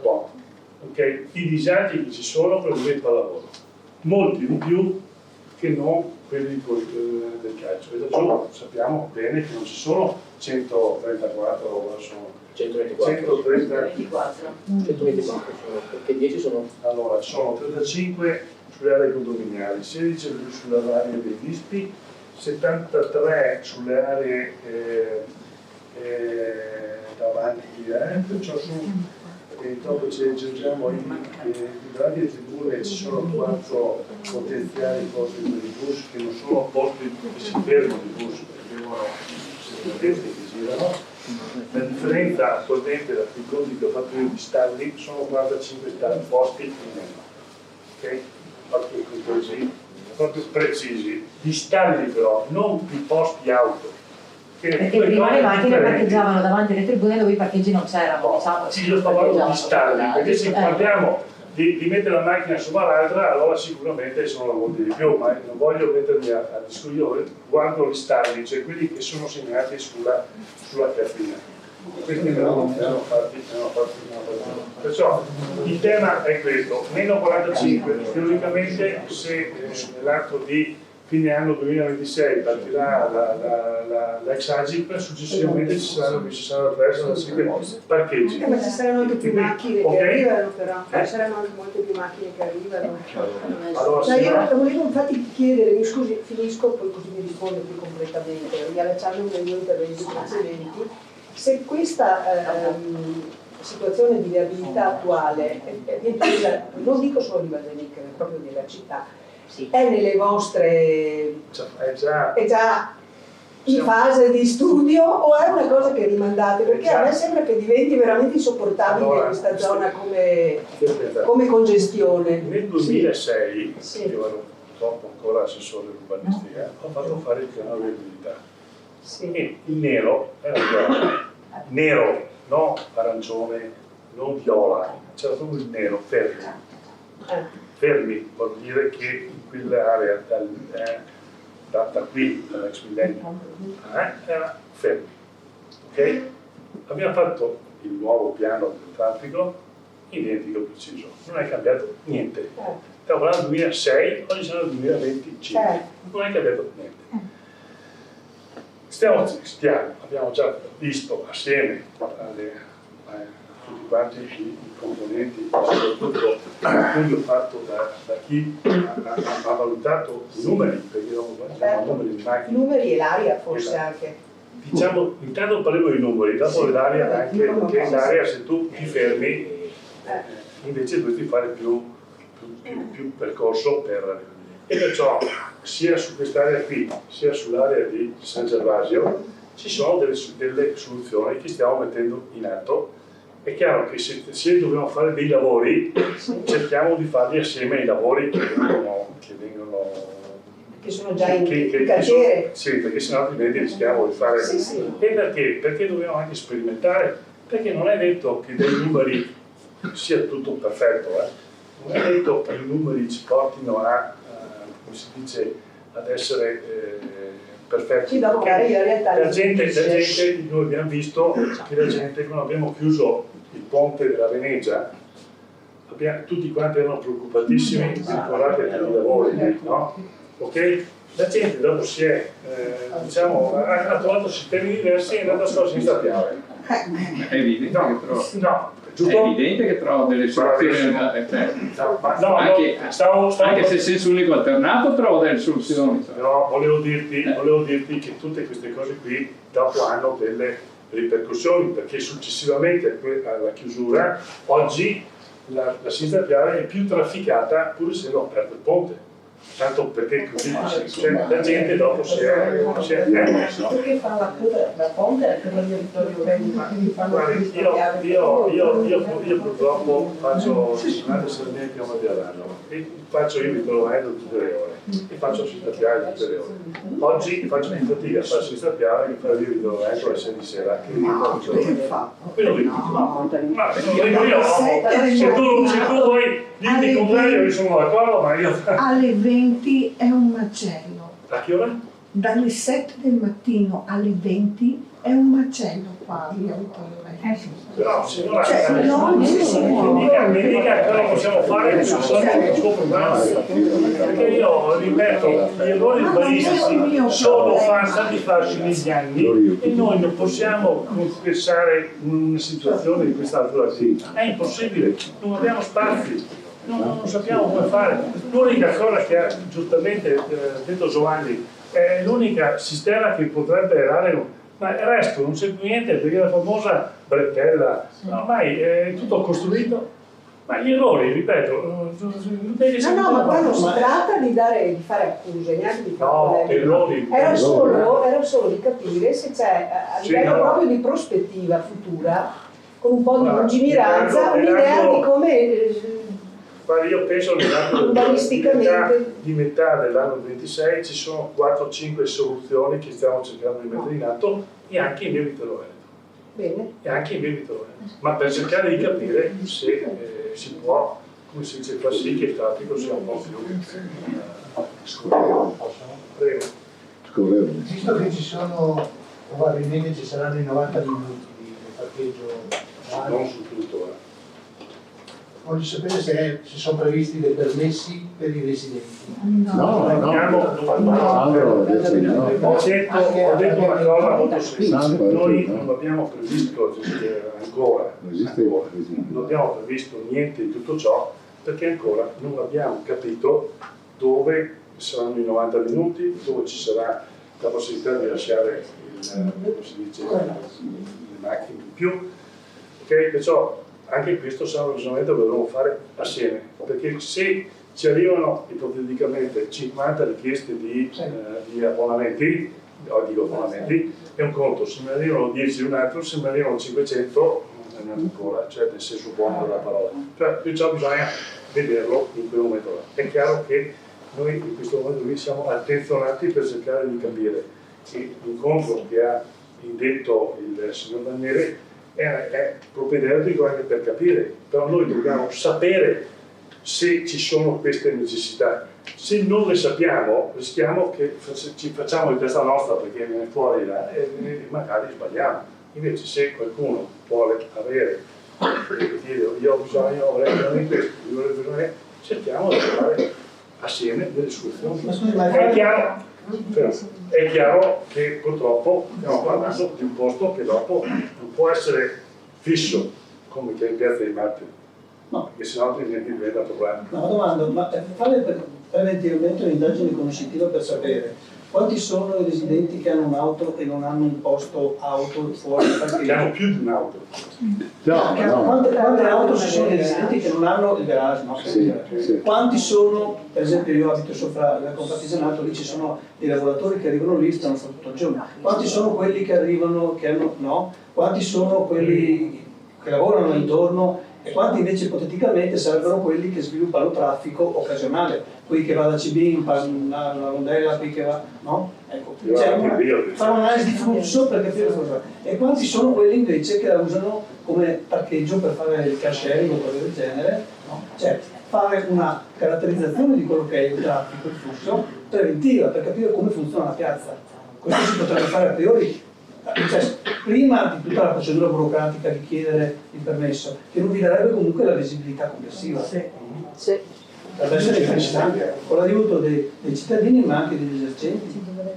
Ci si potrebbe anche spingere a sapere quando uno va. Perché noi abbiamo interloquito con gli esercenti, con il Confartigianato, con quelli che sono venuti a interloquire. Anche riuscire a capire con l'aiuto degli esercenti, per esempio, quanto può essere il tempo medio di parcheggio, è complicato, ma permetterebbe di capire come funziona, ripeto.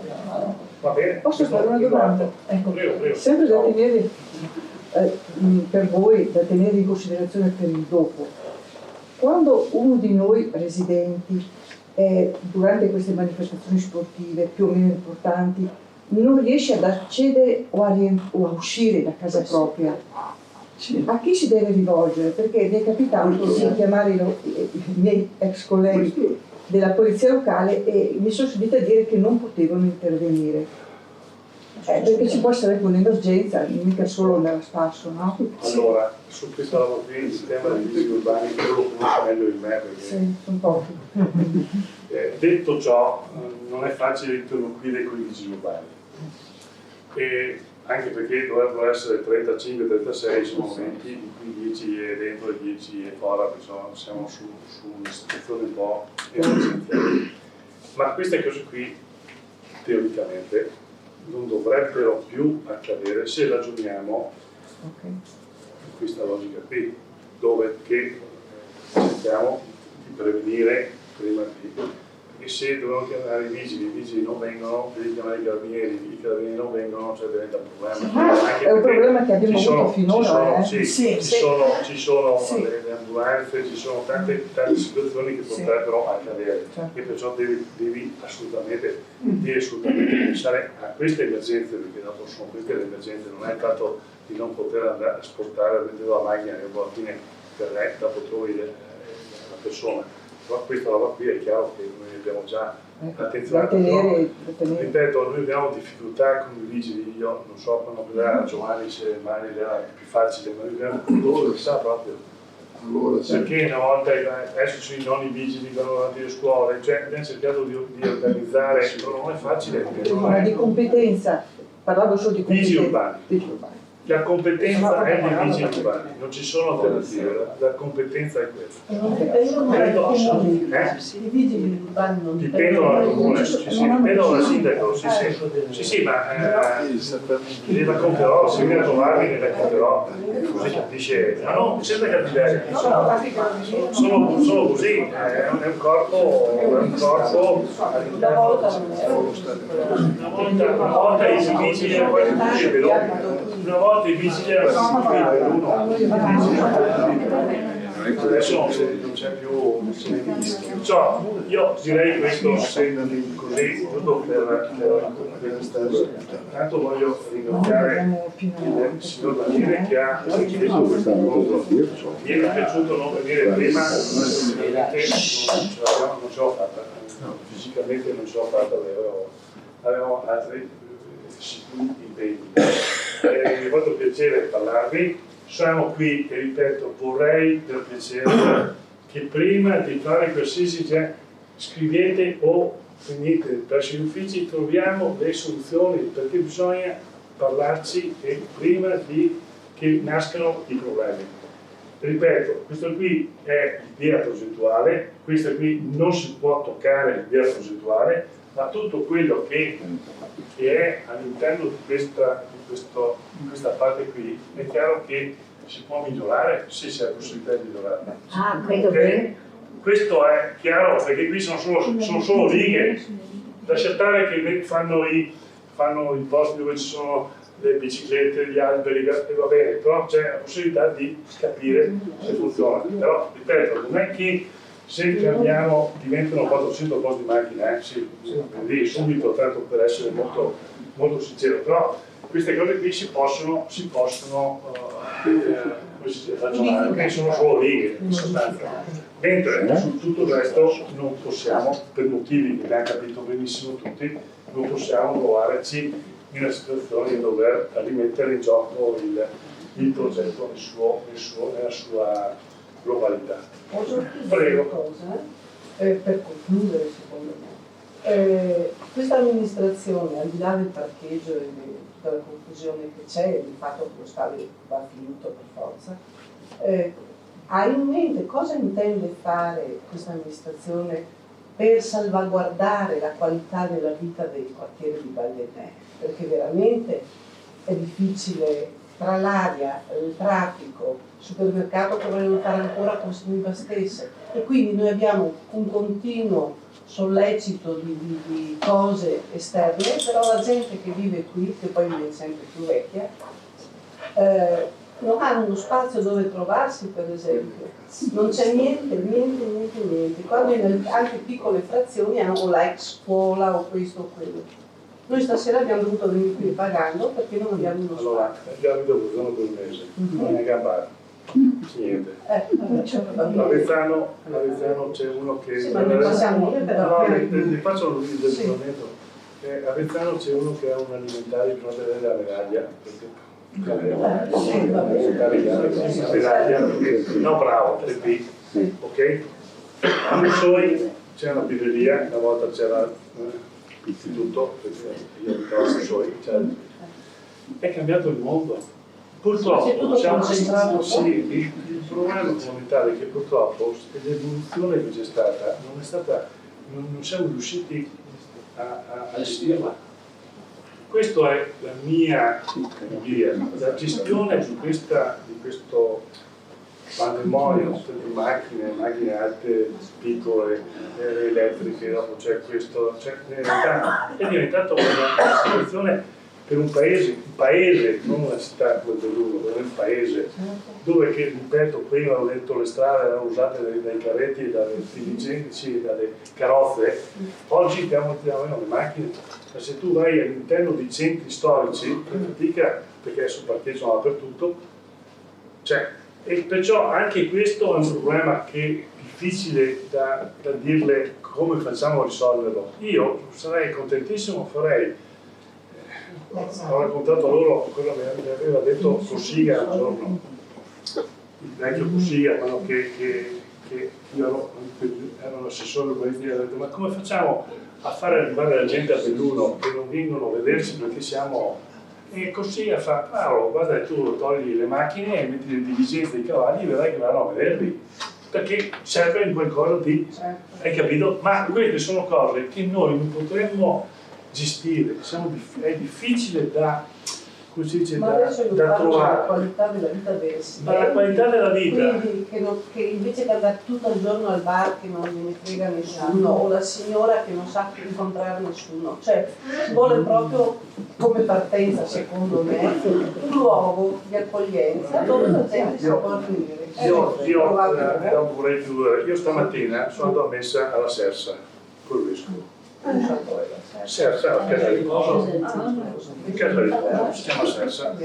Bene, io ho avuto la mamma fino a poco tempo fa. Io sono venuto a casa, sono uscito, che stavo male, perché vedere queste persone lì, però purtroppo, questo è. Io non ho la medicina o la soluzione. Io vivo nella più bella città del mondo, perché per me è la più bella città del mondo, perché ci vivo, perché mi piacerebbe che diventasse.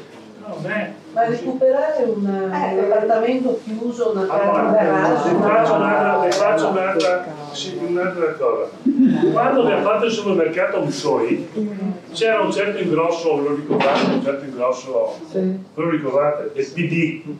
No, lo dico, tanto è mio amico, sai quello. E continua a dire no, perché c'è bisogno di avere una stanza, bisogna che devono darci una stanza perché se no non ci troviamo. C'è la stanza. Fermati, sì, bravo.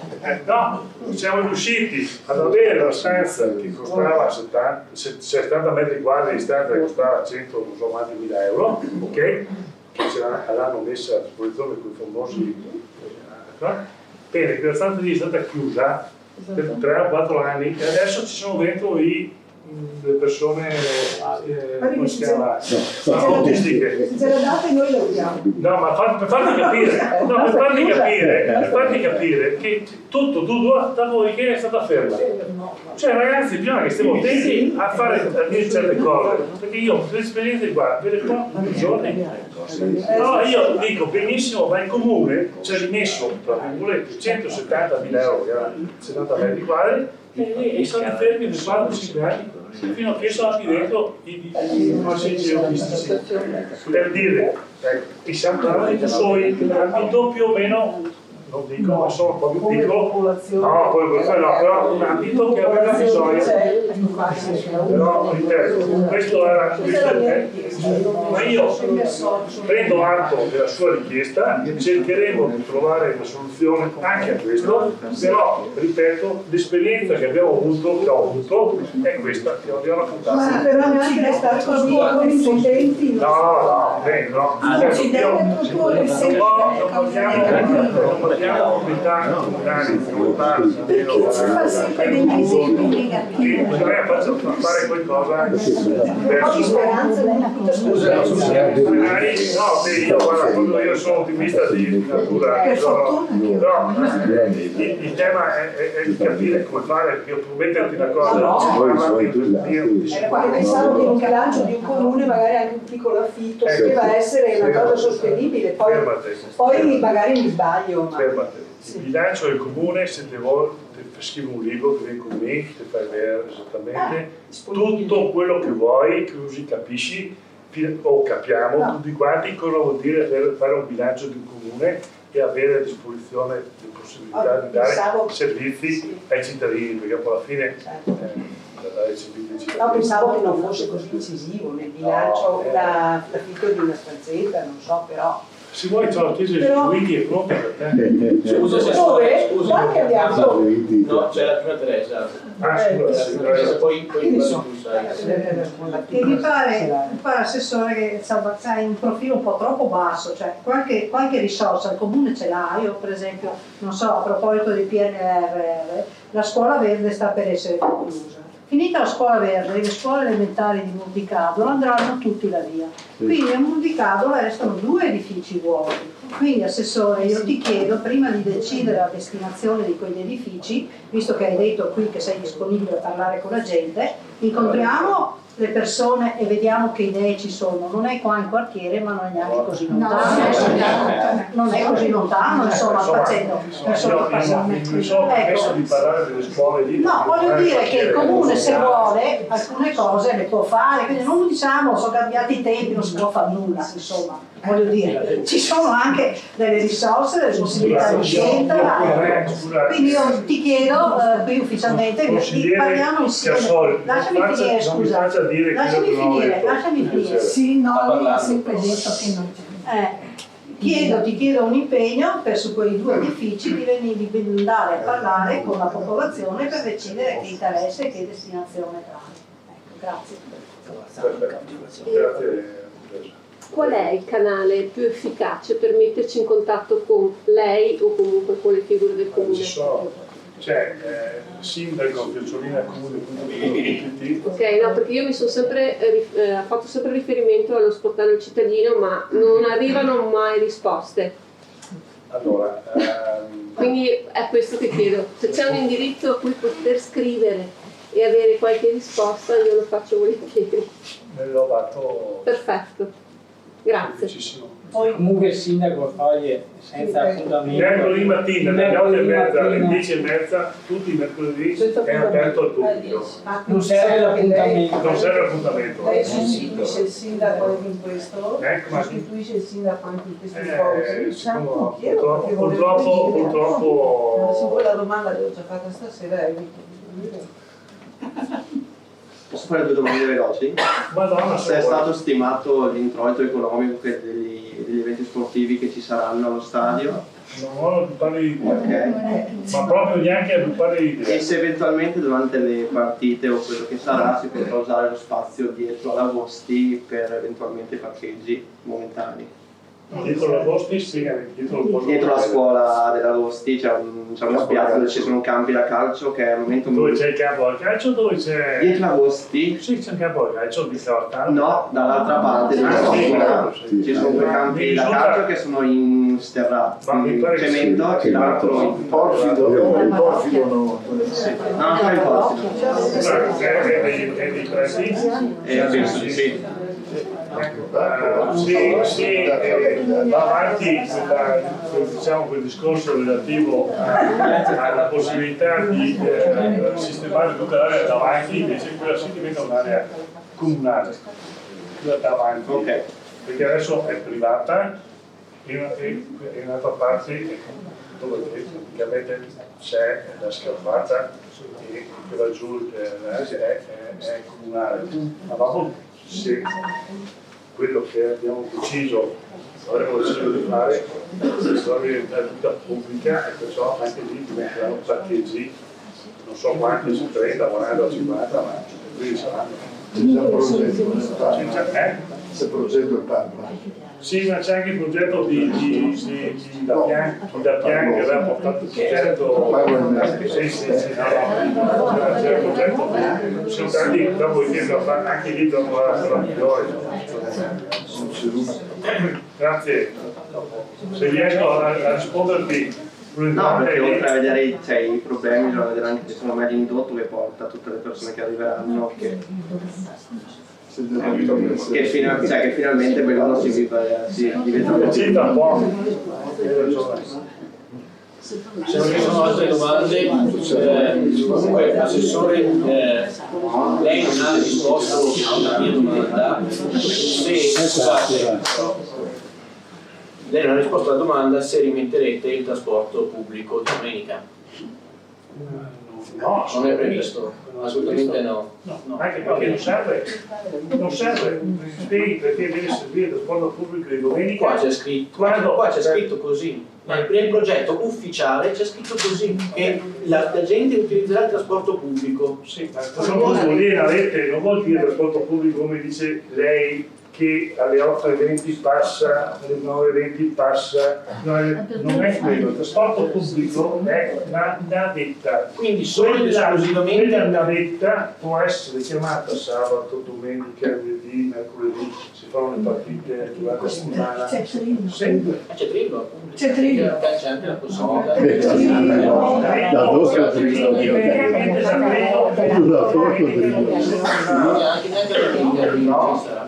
Vabbè, no, giusto chiarire, che la gente lo sa. No, certo. Quella è la parola. ma lui entra.